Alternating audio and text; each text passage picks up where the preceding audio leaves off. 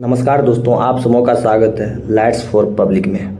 गांव में वैसे भी रात जल्दी हो जाती है और जब दिसंबर की सर्द रात हो तो गांव की गलियों में सन्नाटा पसरना आम बात है। उत्तर प्रदेश के प्रयागराज के कौंधियारा ब्लॉक के बरगोना गांव में भी कुछ ऐसा ही माहौल था। ज़्यादातर घरों की बत्तियां बंद थी और लोग बिस्तरों में दुबक कर ठंड से मुकाबला कर रहे थे। लेकिन सर्द हवा से सैं सैं करती गाँव की एक गली में 16 साल की नाबालिग लड़की मोबाइल फ़ोन से किसी से हंस हंस कर बातें कर रही थी। वह इस बात से बेखबर थी कि उसे किसी ने देख लिया है। उस लड़की की बातचीत का अंदाज बता रहा था कि दूसरी तरफ वाला शख्स उसका प्रेमी ही हो सकता है। माँ बाप की गैर मौजूदगी में उस लड़की के सिर पर इसका भूत सवार था।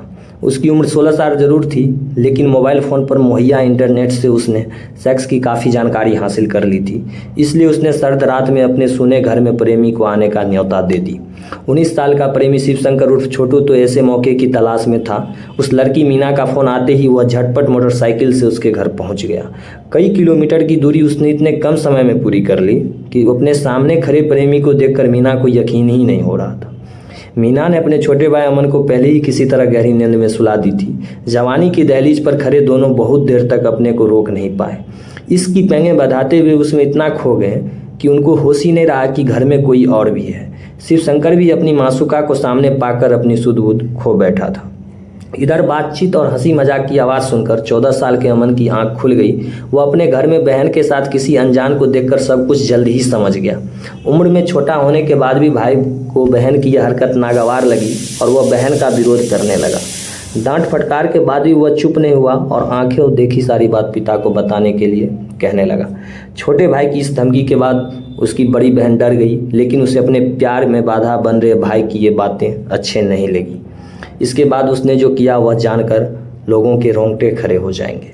मीना ने अपने प्रेमी के साथ मिलकर अपने पहले छोटे भाई पर लोहे की एक छड़ से हमला किया और बाद में पीटकर उसका कत्ल कर दिया।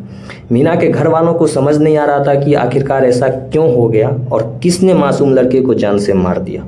इस वारदात की खबर मिलते ही पुलिस मौके पर पहुंची और लाश को पोस्टमार्टम के लिए भेज दिया। इसके बाद पुलिस ने मामले की जांच शुरू की।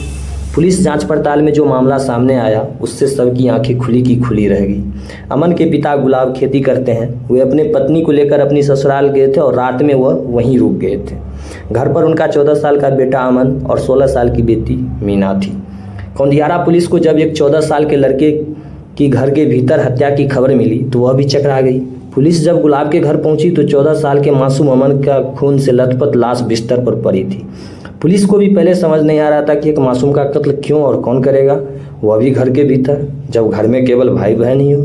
पुलिस ने लाश को कब्जे में लेकर पोस्टमार्टम के लिए भेज दिया और इसके बाद मामले की जांच शुरू कर दी। घर और गांव वालों को समझ नहीं आ रहा था कि आखिर ऐसा क्या हो गया कि किसी ने नाबालिग लड़के को मार दिया। एक 14 साल के मासूम की दुश्मनी किससे हो सकती है। इससे पहले सुबह आरोपी लड़की ने सबको चीखते हुए बताया था कि अमन को किसी ने मार दिया है। वैसे पुलिस को शुरुआती जांच में ही बहन पर शक हो गया था। इसके बाद क्राइम ब्रांच ने जब लड़की का मोबाइल फ़ोन सर्विलांस पर लेकर कॉल डिटेल निकाली तो सारा भेद खुल गया। पुलिस की पूछताछ में लड़की घबरा गई, लेकिन उसने अपने बयान बार बार बदलकर पुलिस को गुमराह करने की कोशिश भी की। बाद में घर की तलाशी पर पुलिस को एक मोबाइल फ़ोन मिला जिससे वह लड़की केवल अपने प्रेमी शिवशंकर उर्फ छोटू से ही बात करती थी। गांव के एक बुजुर्ग ने भी पुलिस को बताया कि रात को 12 बजे के आसपास वह लड़की किसी से फ़ोन पर बात कर रही थी।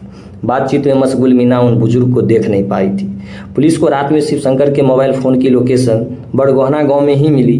वह मौके से फरार हो चुका था, लेकिन क्राइम ब्रांच ने तेजी दिखाते हुए आरोपी को गिरफ्तार कर लिया। पुलिस ने हत्या में इस्तेमाल की गई लोहे का छड़ भी हत्या आरोपियों की निशानदेही पर बरामद कर ली। जिस प्यार को पाने के लिए एक बहन ने अपने छोटे भाई की बलि दे दी, उसी प्रेमी के साथ अब वह जेल में अपने गुनाहों की सज़ा पाने के लिए भेज दी गई है। धन्यवाद। कैसा लगा ज़रूर बताइएगा।